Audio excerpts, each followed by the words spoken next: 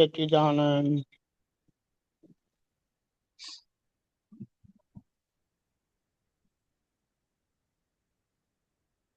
અડકા લાગ્યા ને દાજ્યા જગ મોહો સ્થાનમાં, અક્કારા જીવતર થયા પારકી પંચાતમાં। જેને જે ઇન્દ્રિય વિશે લાગે છે અતરુપત્તિ, અસંતોષે પડે જીવડું જાતે બળી ઝાડમાં। મુખાળવી નજરું લાગે મીઠાઈની દુકાનમાં, ભડકા લાગ્યા ને દાજ્યા જગ મોહો સ્થાનમાં।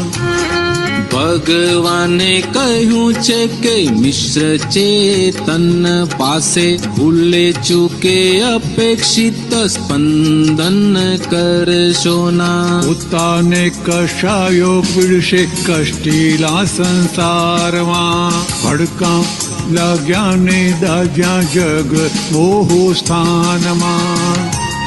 ઇન્દ્રિયો તો ફાટી જશે વધુ પડતા દાબમાં, મધ્યસ્થ ભાવે જીવતર સોહે છે સંસારમાં। જીભડીની અથડામણ ભયંકર અસંયમમાં, ભડકા લાગ્યા ને દાજ્યા જગ મોહો સ્થાનમાં। જય સચ્ચિદાનંદ। જ્ઞાન પછી જે મોહની દશા રહે છે, એટલે જે આપણે જે આપણો બહારનો વ્યવહાર જે નામધારીનો લાગેલા નામધારીનો જોઈએ છે તે મોહ કહેવાય। પણ એ કેવો મોહ? દ્રષ્ટિ પામ્યા પછી નો એ મોહ છે, અક્રમ વિજ્ઞાનમાં એ ચારિત્ર મોહ કરીને ઓળખાવ્યો છે। અને આ ચારિત્ર મોહ હજી સારો એવો ભોગવટો કરાવે એવો છે, એટલે એ ચારિત્ર મોહ ભડકા કરાવે અને દજાવે, એટલે કે ભોગવટો કરાવે તો આપણે એ ડિસ્ચાર્જ મોહમાં આપણને જીવતર બધું આકરાપણું લાગે। હવે ત્યાંય આપણે શું કીધું છે? એને પારકી પંચાયત કીધી છે, કારણ કે મને જ્ઞાન મળવાથી હું શુદ્ધાત્મા છું થયું, અને હું મારા સ્વાભાવિક સુખનો ભોગતા થયો, સ્વાભાવિક સુખનો ભોગવનારો થયો। આ જે ઇન્દ્રિયોના જે સુખ દુઃખ આવે છે તે કર્મનું પરિણામ છે, એ ડિસ્ચાર્જ મોહનું પરિણામ છે, એનું પરિણામ આપીને જતું રહેશે, એ જવા માટે જ આવ્યું છે।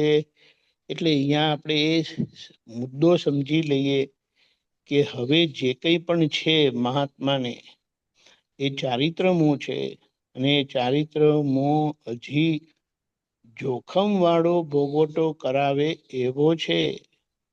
અને છતાં એ ગમે તેવા જોખમ વાળો હોય પણ એને શુદ્ધાત્મા દ્રષ્ટિએ જોઈને એનો ઉકેલ લાવી શકાય એમ છે।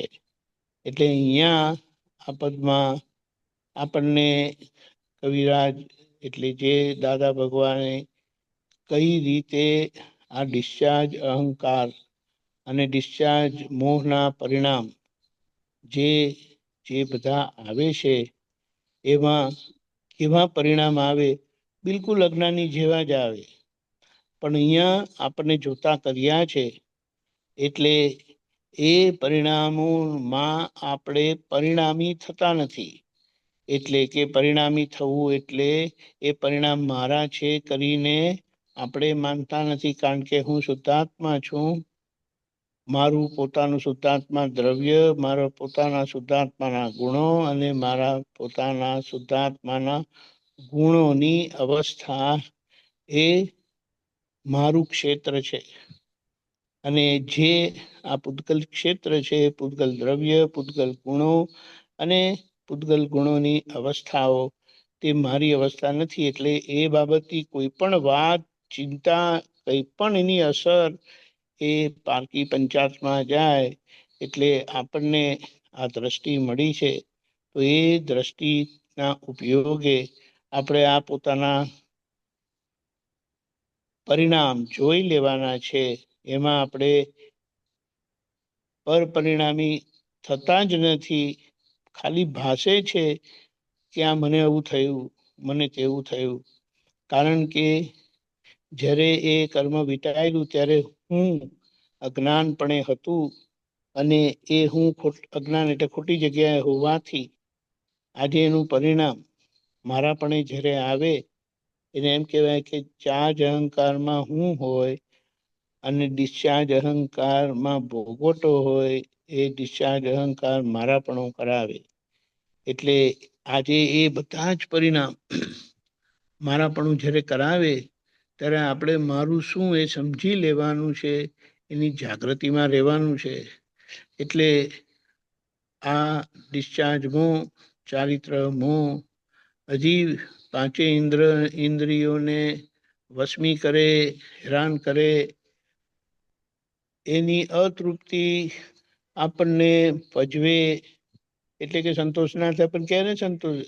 એ વસ્તુ જ એવી છે કે ત્યાં ક્યારે તૃપ્તિ થાય નહીં. કારણ કે એ કર્મનું પરિણામ છે, અને કર્મનું પરિણામ એટલે આવીને જતું રહેવાનું છે. પણ એ બધા પરિણામને આપણે જોઈને આપણે પરિણામી થતા નથી. આપણે આપણા સ્વપરિણામમાં રહીએ છીએ, જોવા સ્વરૂપે રહીએ છીએ. અને એ જોતા જોતા આપણને આ જે પરિણામ આવ્યું પૂતગલમાં, તે શા માટે આવ્યું એ દેખાશે, સમજાશે. અને આ ઉપયોગ જ એવો છે કે આપણને આપણી ભૂલ દેખાડે અને પ્રતિક્રમણ કરાવે. એ કરતા કરતા સ્થૂળમાંથી સૂક્ષ્મ, સૂક્ષ્મમાંથી સૂક્ષ્મતર, સૂક્ષ્મતરમાંથી સૂક્ષ્મતમ, સ્થૂળ એટલે દેહે કરીને, વાણીએ કરીને સંભળાય એવી વાણી. સૂક્ષ્મ એટલે જે વાણી બહાર સંભળાતી નથી, મનના વિચારો. ત્યાં આપણી જાગૃતિ વધે છે, ત્યાં ચોખ્ખું થતું જાય છે. પછી આગળ બુદ્ધિ, સૂક્ષ્મતર બુદ્ધિનો ભાગ આવે છે. અને સૂક્ષ્મતમ એ અહંકારનો ભાગ આવે છે. એ ડિસ્ચાર્જ અહંકારની માથાકૂટ અને અથડામણમાંથી નીકળવાનું એ આપણું બહુ સરસ થઈ રહ્યું છે. અને આ સત્સંગના પરિચયથી આપણને સમજાતું જાય છે. હવે એક વાત બહુ મોટી દાદાએ પોતે કરી હતી એમના માટે, કે દાદા ભગવાન સંપૂર્ણ નિર્વેદ થયા હતા. આ ભૂમિકા ખાલી કોઈ શાસ્ત્રકારને આપણે કહીએ ને કે એમ પટેલ દાદા ભગવાન એ નિર્વેદ થયા, તે કે હોતું હશે કે લાડવા ખાવાના ખેલ છે, મજાક છે. કારણ કે એ પોતે મથામણ કરી જાણેલા છે, અને એ વેદ કર્મ બધાને પજવે. હવે ખરેખર જોવા જાય તો મહાત્માને એ પજવતું નથી, પણ ડિસ્ચાર્જ પરિણામમાં જેટલી ચિકાસ એમાં એને અસર થાય છે. પણ મુદ્દો આ છે, એટલે કે ચેતવવા માટે આપણે કીધું, ચેતવા માટે કીધું કે આ પેલા કહે ને લાલ કપડું જોઈને ભડકવાનું નથી, ચેતવાનું છે. કારણ કે એ પ્રકૃતિ સિમ્પલ નથી, એ કોમ્પ્લિકેટેડ છે. અને ત્યાં આપણે સંભાળ નિકાલ કરવાનો છે, એ સમજણથી નીકળી જવાનું છે. એટલે બીજું શું કર્યું? તો કે આ માર્ગમાં એમ કે ઇન્દ્રિયોનું દમન કરો, કે ઇન્દ્રિયોને ડાબો. એટલે કે આ નહીં મળે તને, આમ નથી કરવાનું, આંખો બંધ કરીને. એટલે કહેવાનું શું, એવું દબાણ કરવાથી પરિણામ નહીં આવે. આપણો માર્ગ ઉપયોગનો છે, વાંકાને સીધો કરવાનો નથી. વાંકાને વાંકો જાણવાનું ને સીધાને સીધો જાણવાનો. તો વાંકું અને સીધું બંને નોર્માલિટીમાં આવી જશે. કારણ કે ત્યાં આપણને આપણી ભૂલ સમજાશે, દેખાશે, અને એના યથાર્થ પ્રતિક્રમણ. અને જો આ જ્યાં આવું થતું નથી, એટલે આવી જાગૃતિ રહેતી નથી, તો ત્યાં વાણીની અથડામણ થયા વગર રહેતું નથી, અને એ જ અસંયમનું કારણ બને છે. અહીંયા આપણે આ સમજી જઈએ કે આપણો આ જાગૃતિનો માર્ગ છે, ઉપયોગ ચૂકીએ નહીં અને આપણને આપણી ભૂલ સમજાતી જાય, ધોવાતી જાય, બહાર આપણે પ્રેમ સ્વરૂપ થતા જઈએ તેમ તેમ અંદરની વિતરાગતા અનુભવમાં આવશે. જય સચ્ચિદાનંદ.